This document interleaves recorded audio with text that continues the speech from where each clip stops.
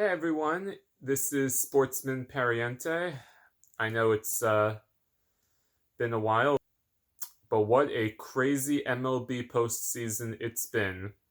There have been surprises left and right, from the 111 win Dodgers getting knocked out in the division series by the San Diego Padres to the 101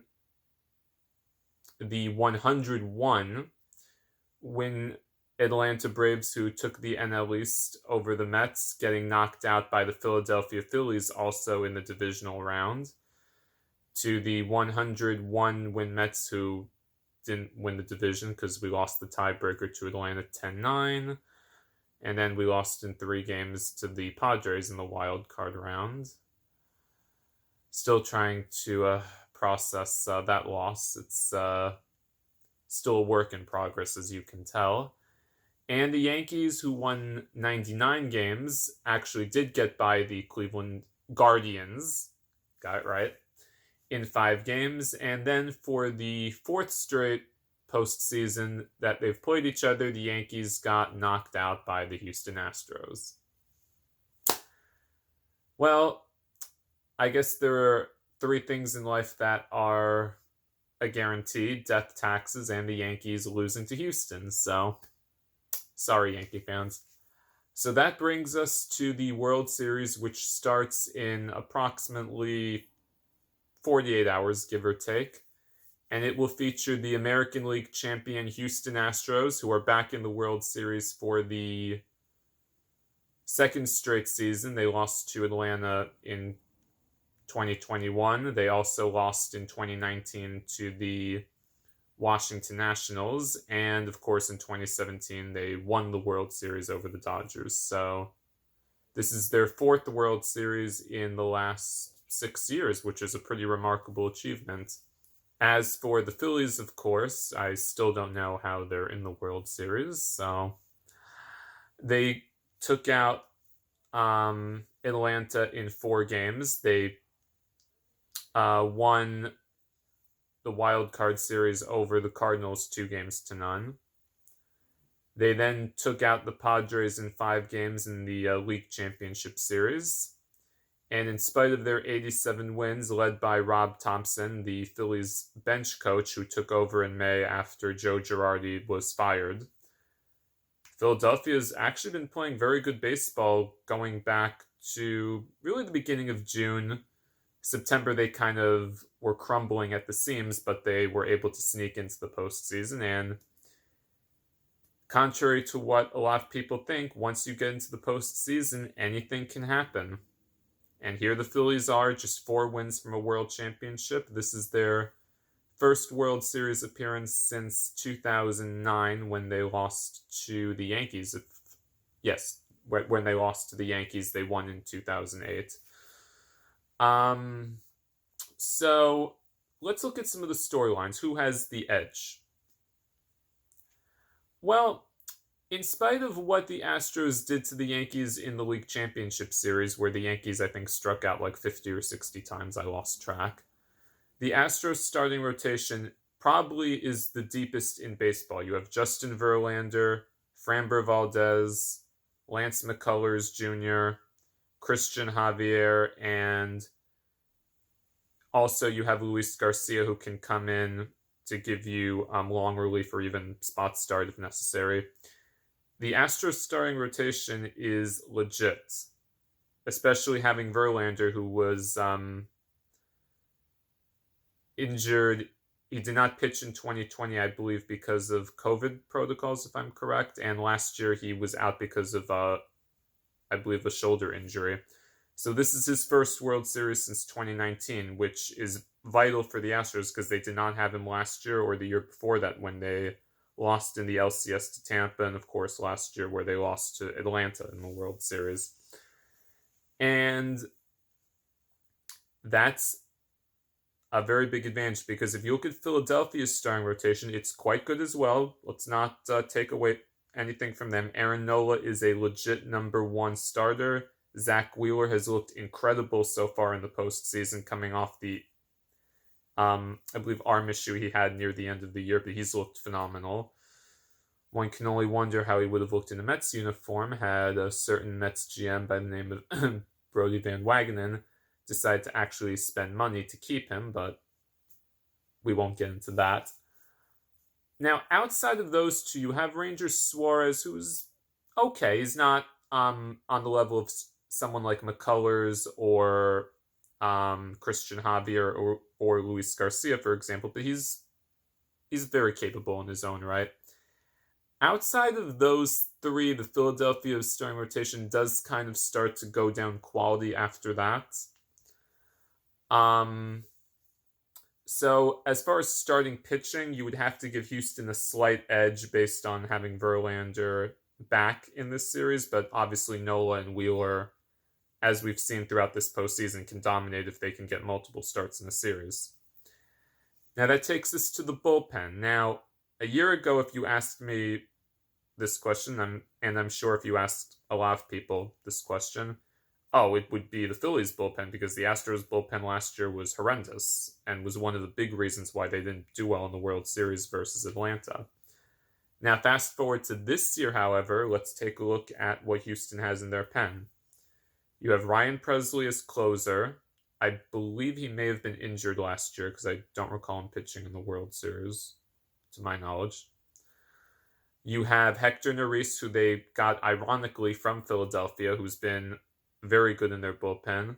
Rafael Montero, the former Mets starter, has become a quality piece in their bullpen as well. And if you look at the Astros bullpen, they've pitched over 30 innings so far in the postseason. They have only given up 2 earned runs. That is pretty remarkable considering the 2 teams they beat along the way in Seattle and New York. So that bullpen of Houston is legit. And now, from what I've understood for their World Series roster, Will Smith, the former Atlanta closer and setup man, will be pitching in this series. He didn't pitch in the LCS or the Division Series. Jose Urquidy will also be available for the Astros, either for possibly a spot start or for long relief as well. So Houston's starting rotation and their bullpen is very deep, very good. And if you look at Philadelphia's bullpen, there are some question marks outside of Alvarado and Robertson. Alvarado has been quite good in this postseason, but he does have tendencies where he can get wild. Robertson gave up a run against the Padres and kind of struggled a little bit at the end of Game 5. He gave up 2 walks, and Ranger Suarez had to come in, if we remember, at the end of that game to get the final 2 outs. And you also have Bellotti, he's decent, but he's not, I don't think he's someone I would rely on to get, let's say, the final 6 outs of a championship game. I'll put it that way. So outside of Alvarado and Robertson, the Phillies bullpen also is a little bit lacking in quality compared to Houston's, but obviously games are played on the field, not on paper or on the TV screen. What is going to be probably the difference will be obviously how the offenses do. Now, both the LCS for the American League and National League ended on Sunday. So both teams have had a 5-day layoff before the series will start this Friday, the 28th. It's going to be interesting to see if there's rust with both teams, because obviously when you don't play for a certain amount of days, it can break the rhythm for teams offensively. We've seen that a few times in the World Series, where teams who get through the LCS in, let's say, a sweep or 5 games and have like 3, 4, 5 days of a layoff, then once the series starts, offensively they're out of sync, they're not in rhythm, and a lot of those teams have not done well in the World Series. So it'll be interesting to see if both teams are rusty and who can kind of get out of those, who can break the rust quickly in a series like this, because as we've seen Philadelphia do in the LCS and the Division Series, Philadelphia took Game 1 in Atlanta to get to take away home field, and then won both games in Philadelphia to beat the Braves. In the championship series, they won Game 1 in San Diego to snatch away home field from the Padres, and then won all 3 games in Philadelphia. Philadelphia has not lost at home yet in the postseason. That's very important to note. They're 5-0 currently at home. And Houston, if you look at Houston over the last few years in the World Series, they lost all 4 games at home in 2019 against the Nationals to lose that series. I believe they went 1-2 at home in the World Series last year against Atlanta. So they're only 1-6 in their last 7 World Series games at home. If they don't win these first 2 games, it could be very intriguing if Philadelphia gets back on, I believe Monday night will be Game 3 in Philly. It'll be very interesting to see how the Astros handle that environment in Philadelphia if the series is 1-1 or if the Astros are down 0-2. It's going to be very intriguing to see how that happens. But the Phillies obviously have to win one of these first 2 games with Nola and Wheeler going, because to go down 0-2 and then not have both of them available till possibly a Game 5 or Game 6, they would be in a lot of trouble. So they have to win at least one game, Philadelphia in Houston. Now, if we look at the offenses, obviously the Astros, you have Altuve, Bregman, Alvarez. Pena has really stepped up, the rookie Jeremy Pena. Kyle Tucker's had a kind of a rough series. Alvarez and Altuve, I think, only had combined maybe 4 or 5 hits in the LCS against the Yankees, yet the Astros were able to win. Astros are 7-0, by the way, in this postseason. They have not lost a game yet. And to my knowledge, if I'm correct, I do not believe we've ever had a team win the World Series and never lose in the postseason to go 11-0. It has never happened in playoff history as far as I can recall. In the modern era, I'm not talking about obviously before the LDS, LCS, and all that stuff. So it's going to be very intriguing to see if the Phillies can find a way to stop Pena and Alvarez, because Altuve's getting his swing back, but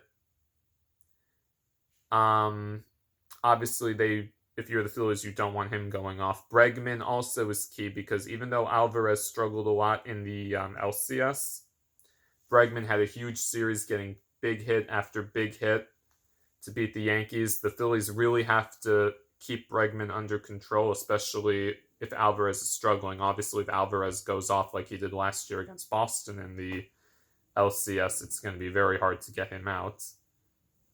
So the Phillies have to find a way to kind of stop Altuve, Bregman, Tucker, and Alvarez. Those are the 4 in the lineup. You have to limit the damage at all costs.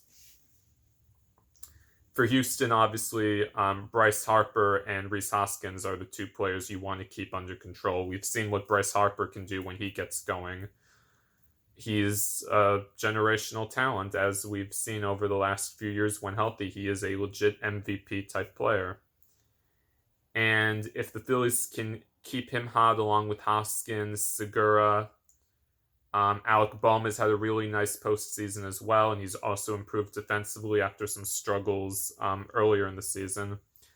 The Astros have to prevent them from going off, because if Harper can get going and you can get decent series out of Bohm, Hoskins, etc., the Phillies can make some noise, and they've proven that they can get to some starters in this postseason. Look at what they did to Spencer Strider and Max Fried in the division series against Atlanta, and what they were able to do somewhat against the Padres' vaunted bullpen of Suarez, and so forth.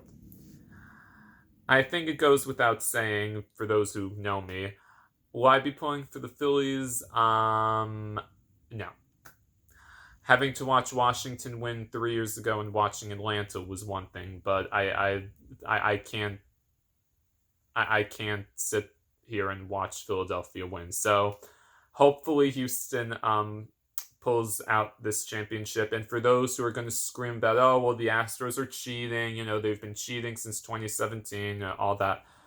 There's been no evidence that they were cheating this year or last year or the year before that. They've lost Carlos Correa, George Springer, They did not have Verlander the last 2 seasons. They came within a game of going back to the World Series in 2020 when they were down 0-3. They got back to the World Series last year. This year they won 106 games. So whether we want to admit it or not, the Astros are in fact that damn good. The other reason I'm pulling for Houston is because of one person. And no, it's not Jose Altuve or Bregman. Dusty Baker, for those who are not aware of this, has won more games as a manager. He has over 2,000 career regular season wins. He's been managing now for almost 25 years. He has never won a World Series as a manager. He is the only manager to ever take 5 different franchises to the postseason. No one else has ever done that. I believe Buck Showalter and Billy Martin are the only other 2 managers to take 4 different franchises to the postseason. Dusty Baker, in my opinion, is one of the greatest managers in baseball. And a few years ago in football, Andy Reid got his championship that he'd been waiting a long time for, and many people thought he deserved after what he did in Kansas City and, of course, Philadelphia. And the real irony here being is that in 2020, when the Phillies were interviewing for a manager after they, I believe, fired Gabe Kapler, Joe Girardi beat out Buck Showalter and Dusty Baker for that job. And now, fast forward 2 years later, here's Dusty Baker with the chance to win the one thing that's eluded him throughout his managerial career, and to do it by beating a team that passed him up for a managerial job. So, in my opinion, I really want this for Dusty Baker because I've been reading all these people saying, oh, well, Dusty always chokes in big moments. He'll never win that World Series. He ruined Mark Prior and Kerry Wood's careers, which is, I don't think that's accurate. And I've seen them go on record and say that's not accurate. So I really want this for Dusty because I think he's one of the greatest managers in baseball, and he really deserves this after what he's been through over the last really 25 years managing, and there's very few people with the class and integrity that Dusty Baker has, and he really deserves this. So I'm going to predict Houston in 6 because of their advantage with the starting rotation and their bullpen. And obviously because I don't really want the Phillies to win for several reasons. But anyway, that's just my take on the matter. And this has been Sportsman Pariente. Please continue to subscribe to my channel. If you have any comments or disagree with me, please feel free to share your comments. And let's hope that this is a World Series to remember, because this has been a really incredible year for baseball. And let's hope it ends the right way.